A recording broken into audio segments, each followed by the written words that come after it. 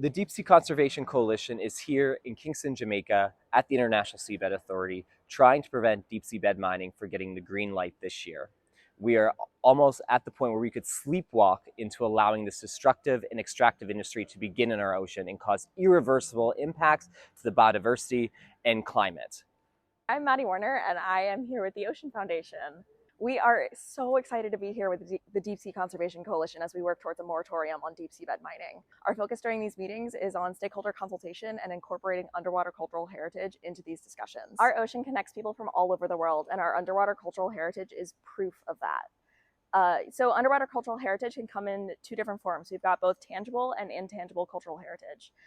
In terms of tangible cultural heritage, spanning from the Pacific Ocean all the way to the Atlantic Ocean, around the entire world, we're talking about shipwrecks, human remains, and other forms of history that is on the deep sea bed floor, including from the Middle Passage and the history of the transatlantic era of African enslavement. Our intangible cultural heritage was just spoken about last week at these meetings. The incredible Pacific Indigenous voices that were here spoke about their deep ancestral connection to the deep sea, including to deep sea corals. Deep sea bed mining will damage this underwater cultural heritage, both tangible and intangible, without the appropriate stakeholder consultation in these meetings at the ISA and beyond. My name is Emma Wilson. I'm the Policy Officer for the Deep Sea Conservation Coalition.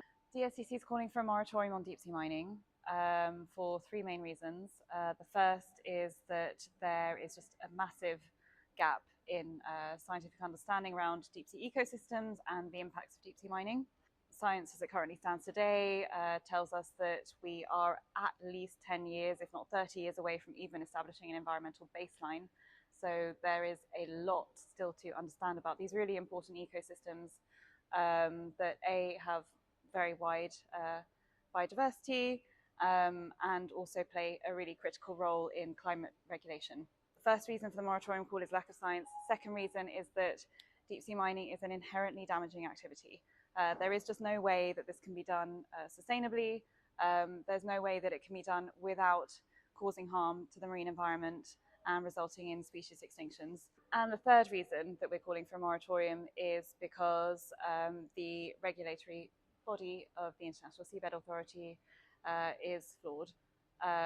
There are big governance issues within this organization, concerns about transparency.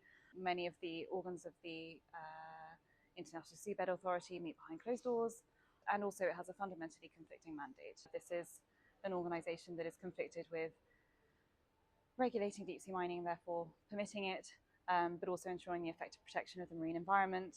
Unfortunately, it's essentially an impossible task. Those two things cannot go hand in hand because deep sea mining will be damaging.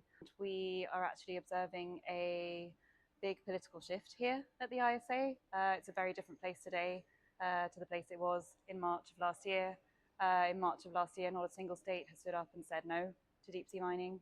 And now there are 14 states that are joining that call for a moratorium or a precautionary pause.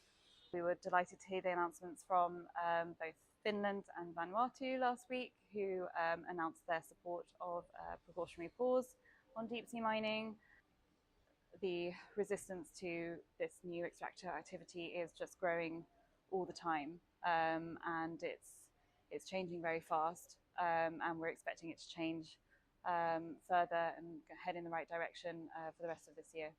I'm François. I'm coming from France, from Paris, and I'm ocean companion for Greenpeace. I'm the head of the Greenpeace delegation at ISA for this council meeting. Something very new for us, for Greenpeace at this ISA council, is that we come with a much bigger delegation, but not only staff members from Greenpeace of the different offices around the world, but also invited some guests from the civil society from the Pacific, also from France, but mainly from the Pacific, from Aotearoa, Fiji, Papua New Guinea, Tahiti, on Hawaii, because they want and they have the right to raise the bell and to bring their voice here inside the ISA, and they don't have the room, so we think it's good to give them the space inside the Greenpeace delegation. What we see, and if you listen to the people from the Pacific, is that basically nobody asks them permission, as they say.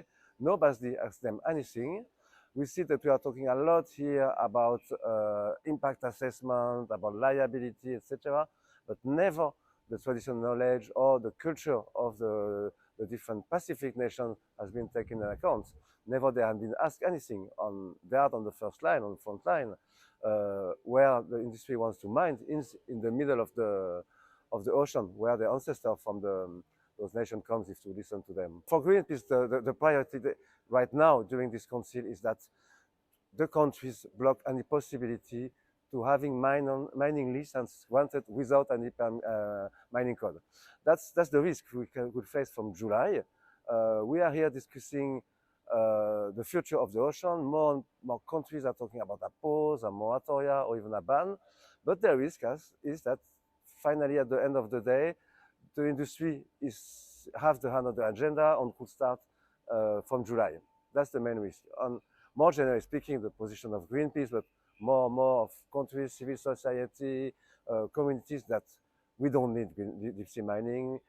It's a threat for the climate, it's a threat for biodiversity. We just don't need it and block it before it starts. But we can already see some changes. The first one is that, of course, we have seen for the first time indigenous people, civil society voices directly taking the floor here at the ISA, and that's really new. And also, we have seen since 1 year, more or less, a lot of countries, progressively a lot of countries, but countries raising their concern and talking about moratoria, pause, etc. But outside the ISA, now since 10 days, we see countries publicly here inside the meeting taking the floor, saying we need a pause, we need a moratoria, deep sea mining should not happen, and that's new, and that's probably what needs to grow and what needs to continue beyond this meeting. My name is Kaya Lemne-Fjertoft. I work for WWF International as the Global Policy Lead. We wanted to investigate the 7 key minerals that are being discussed regarding deep sea mining, but in a more holistic view. So basically trying to look into this claim that deep sea mining is needed for the green shift to go ahead. So we actually hired a consultancy called Sintef Europe. They're Europe's largest independent consultancy, who looked into these 7 critical minerals, and putting it very shortly, basically came to that deep sea mining is not needed for the green shift.